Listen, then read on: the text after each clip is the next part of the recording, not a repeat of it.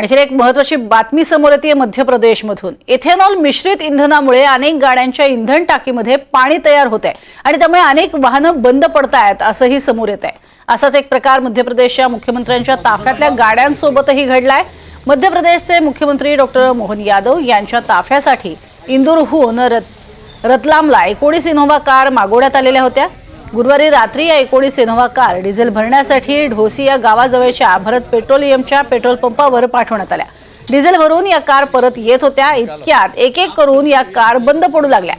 मेकॅनिकला बोलवण्यात आलं आणि गाड्यांच्या टाक्या उघडून त्यातील इंधन काढलं गेलं तर त्यात पाणी सापडलं। अनेकांच्या बाबतीत हे असे प्रकार झाल्यानं प्रशासनानं अखेर तो पेट्रोल पंपच सील केलाय। मुख्यमंत्र्यांच्या ताफ्यातल्या 19 गाड्या चक्क बंद पडल्या, कारण डिझेलच्या जागी पाणी भरलं गेलं आणि त्यानंतर आपण पाहतोय या गाड्या एका पाठोपाठ एक बंद पडल्या। तब्बल 19 इनोव्हा बंद पडल्यामुळे अर्थातच आश्चर्य व्यक्त होतंय आणि आता या पंपाला सील करण्यात आलंय।